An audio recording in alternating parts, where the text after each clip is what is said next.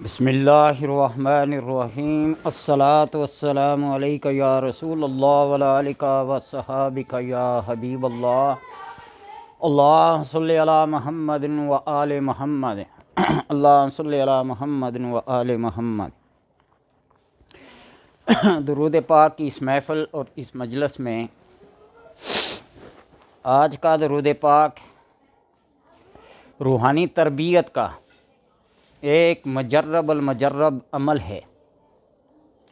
اس درود پاک سے بندے کی ایسی روحانی تربیت ہوتی ہے کہ اس کا تعلق، اس کا عشق اور اس کی محبت اور اس کا ذوق بارگاہ خداوندی کے ساتھ اور محبوب رب العالمین صلی اللہ علیہ وسلم کے ساتھ پختہ اور وابستہ ہو جاتا ہے۔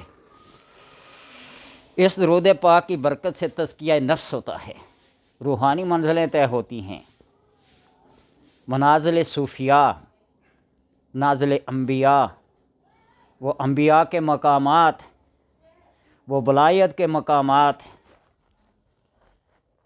جن کا تعلق تصوف سے ہے، ولایت سے ہے، لطیفہ نفس سے ہے، لطائف ستہ کے ساتھ ہے۔ تو لہٰذا اس درود پاک کو اپنا اوڑھنا بچھونا بنا لیں۔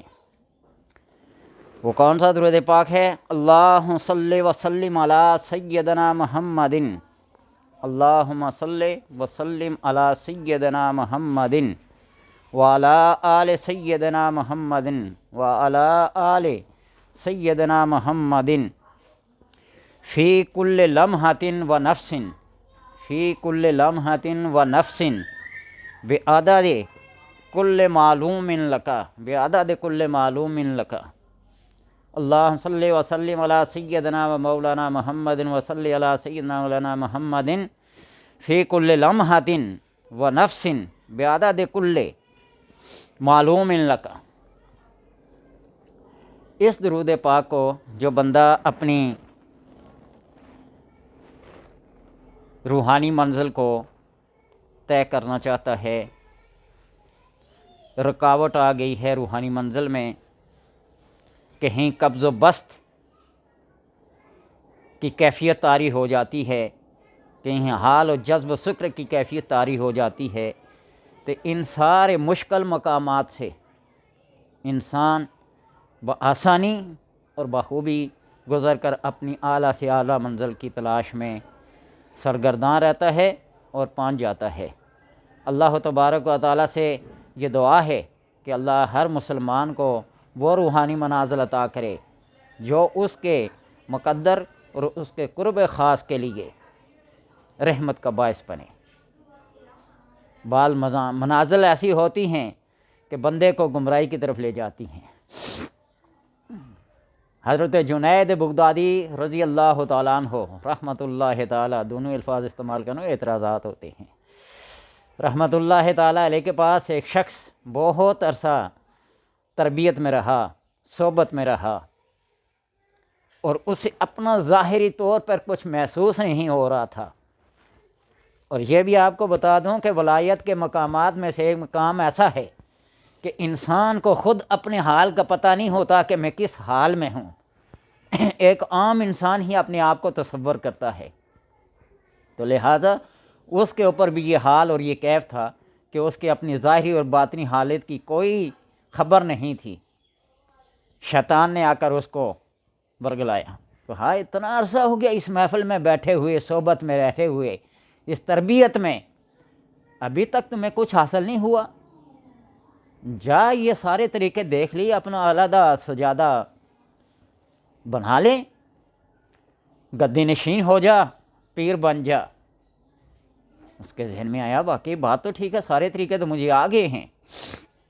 جا کے اپنا سجادہ بنا لیا، سجادہ نشین ہو گیا، آستانہ بن گیا، شیطان آ گیا اور اس کو ایسے کسی روحانی مقام کی سیر کرائی کہ اس کی روح باغ باغ ہو گئی۔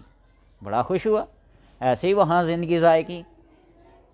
تھوڑے دنوں بعد جنید بغدادی رضی اللہ تعالیٰ عنہ سے بات ہوئی اور کہا حضرت میں نے آپ کے ہاں ایسے وقت ضائع کیا ہے، دیکھو نا جب سے علیحدہ ہوا ہوں تو مجھے یہ مقامات اور یہ سیریں حاصل ہوئی ہیں، آپ نے اپنے نظر باطن سے اس توجہ سے دیکھا تو کہا اچھا آج جس مقام کی سیر کرو گے نا وہاں مجھے بھی تھوڑا سا یاد کر لینا، اور جب میری یاد آئے تو یہ جملہ پڑھ لینا، لا حول ولا قوت الا باللہ العلی العظیم۔ اس دن شیطان نے اسے اس مقام پہ لے گیا کہ جہاں اس کا وہم و گمان بھی نہ تھا، اتنی اعلیٰ اور اتنی عرفہ منزل پہ اسے لیا، وہ کھڑا کیا، وہ دکھایا جو اس کی تمنا تھی، جو اس کی خواہشات تھی۔ اور جب اس اعلیٰ اور عرفہ اس مقام پہ پہنچ کر کہا ہاں جنید بغدادی کو آج بتاؤں گا کہ مجھے یہ مقام ملا، اور ان کا بتایا ہوا یہ جملہ بھی پڑھا۔ حدیث میں آتا ہے نا لا حول ولا قوت الا باللہ العلی العظیم 99 بیماریوں کا علاج ہے، تو اس نے جب یہ پڑھا لا حول ولا قوت الا باللہ العلی العظیم، تو اس جملے کے سامنے شیطان کہاں ٹھہر سکتا ہے؟ اعوذ باللہ من الشیطان الرجیم، لا حول ولا قوت الا باللہ العلی العظیم، شیطان کہاں ٹھہر سکتا ہے؟ وہاں سے جو اتنے عرفہ والا مقام پہ کھڑا کیا ہوا تھا، وہاں جب یہ جملہ پڑھا گیا لا حول ولا قوت، تو شیطان بھاگ گیا اور وہ شخص گرا اور گندگی کے ڈھیر پہ آ کے لگا، اس کی ظاہری اور باطنی ساری آنکھیں کھل گئی، جنید کے قدموں میں آیا، معافی کا طلبگار ہوا۔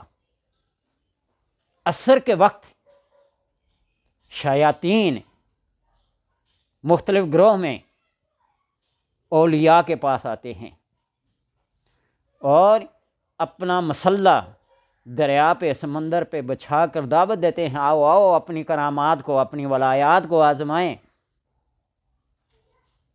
اور پھر پانی پہ مسلح بچھا کے نمازیں پڑھنا شروع کر دیتے ہیں۔ یہاں سے بندے کے اندر ہوا بھری جاتی ہے۔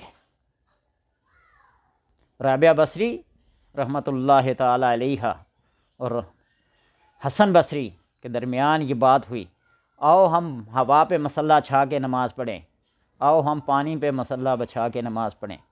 پھر اللہ تبارک و تعالیٰ نے اپنے کرم سے ان کے دل میں القاء کیا نا، اور پھر کہنے لگے ہاں ہاں ہوا میں مسلح بچھا کے نماز پڑھیں گے تو ہم میں اور مکھی میں کیا فرق رہے گا، پانی پہ مسلح بچھا کے نماز پڑھیں گے تو ہم میں اور مینڈک میں کیا فرق رہے گا۔ تو لہٰذا اپنے کسی مقام پہ اتراتے ہوئے کبھی دوسرے کو حقیر نہ جاننا۔ یہ مقامات جو ملتے ہیں یہ عاجزی اور انکساری اور خدمت خلق سے ملتے ہیں، ایسے نہیں ملتے۔ من تواضع للہ رفعہ اللہ، جو اللہ کے لیے تواضع اختیار کرتا ہے اللہ تبارک و تعالیٰ اسے بلند و بالا کرتا ہے۔